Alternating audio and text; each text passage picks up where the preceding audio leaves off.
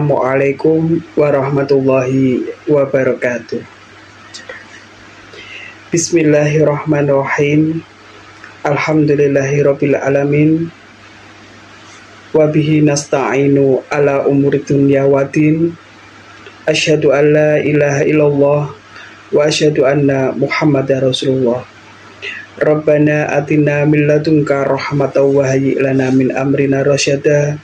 Rabbi shrahli sadri wa yassirli amri wahlul 'uqdatam min lisani yafqahu qawli.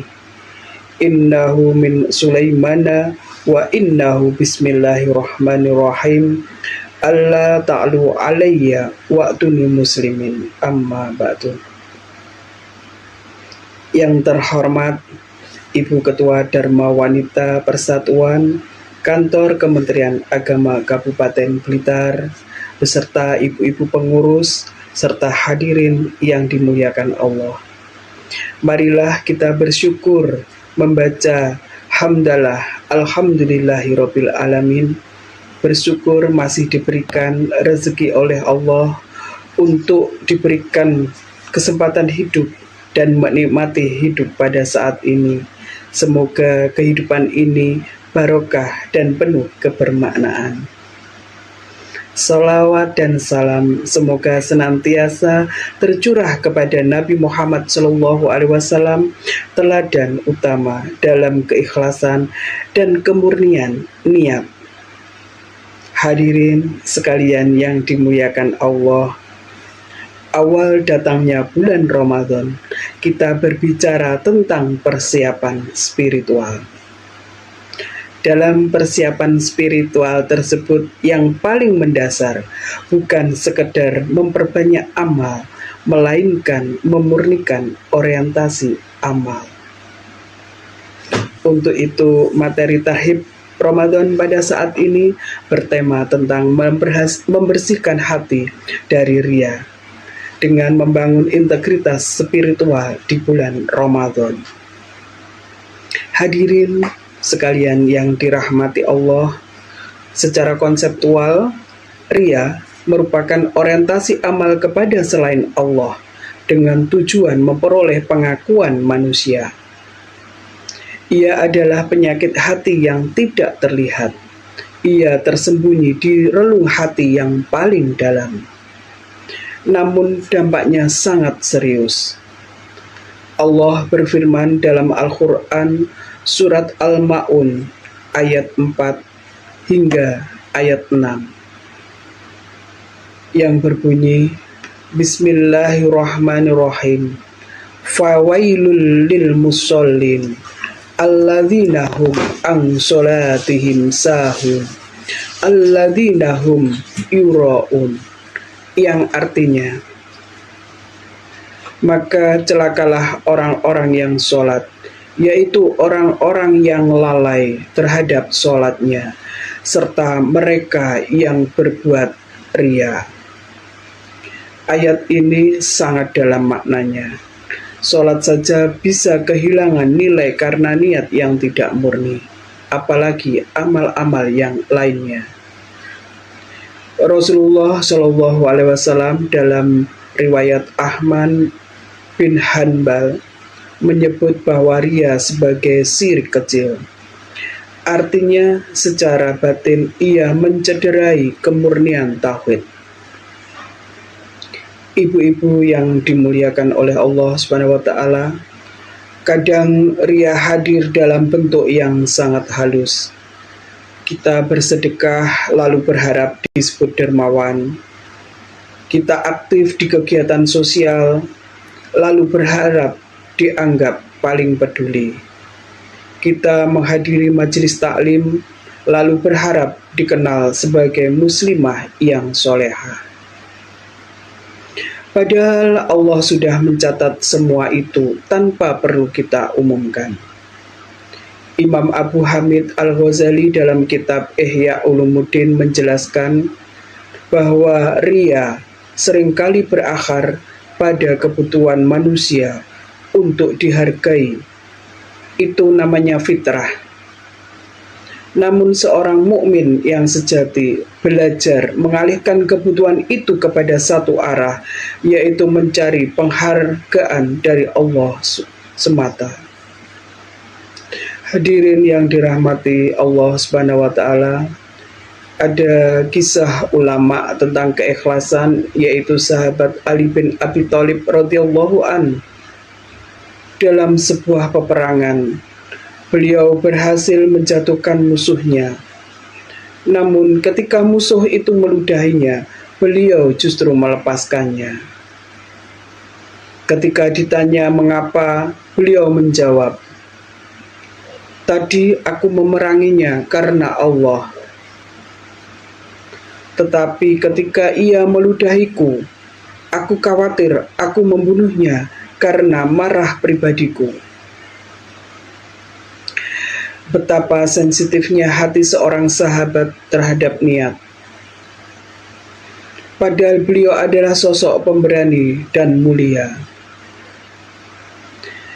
Kisah ini mengajarkan kepada kita bahwa menjaga kemurnian niat jauh lebih berat daripada melakukan amal itu sendiri. Hadirin yang dirahmati Allah, dalam hadis qudsi riwayat Muhammad Al-Bukhari dijelaskan bahwa Allah berfirman, "Puasa itu untukku dan aku sendiri yang membalasnya." Mengapa? Karena puasa adalah ibadah yang paling tersembunyi. Tidak ada yang tahu apakah kita benar-benar menahan diri kecuali Allah.